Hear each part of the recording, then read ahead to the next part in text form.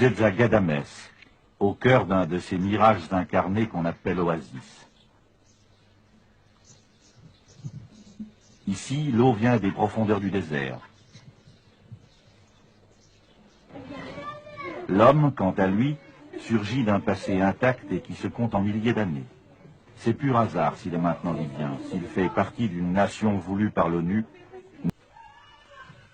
Il y a des Touaregs dans le coin. L'œil n'a pas besoin d'être exercé pour les identifier et reconnaître en eux une frontière de plus entre toutes les tribus qui forment la nation libyenne. Le seul lien commun, le même depuis 13 siècles, c'est l'islam.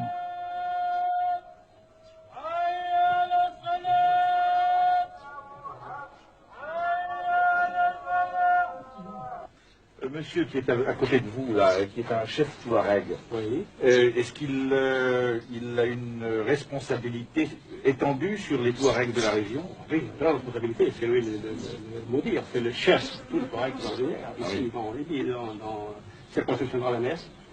Alors, c'est lui qui rentre le gouverneur et lui, qui te donnait les ordres pour tous les Touaregs.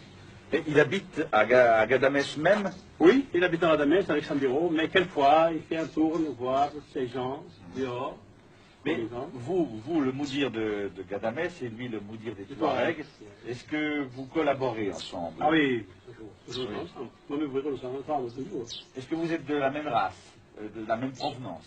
C'est ça des Touaregs et nous des Ghadamès. Vous êtes des Ghadamès, oui, c'est ça. Oui. Et est-ce que il y a longtemps que les Touaregs sont ici? Ils sont venus ici à quelle époque, les Touaregs? C'est eux, dans le désert, ils sont des berbères dans le sud de 3 4 000, ça va combien? Ah oui. Oui. Il y a toujours eu des Touaregs? Oui, le désert partout, ils ont des Touaregs. La culture, c'est un peu qui font le marchandise, un peu commerçant. Lorsqu'ils ont récolté leurs petits champs de blé, leurs petits jardins, est-ce qu'ils arrivent à vivre avec ça? Oui. Avec les agricultures, peut-être environ 2 mois par an. Oui. Pas vraie chose. Et puis il y a le date, beaucoup de dates. Ils envoient des dates dehors pour vendre, pour acheter tout ce qu'ils ont besoin. Tout ce dont ils ont besoin. Oui. D'où vient la marchandise qu'ils consomment? À Tripoli. De Tripoli. Oui. Mais aujourd'hui, quand les gens de Ghadamès vivent comme ils vivent aujourd'hui, est-ce qu'ils ont encore des possibilités de rencontrer des caravanes, par exemple? Est-ce qu'ils passent encore des caravanes ici? Des caravanes, non, pas grand-chose.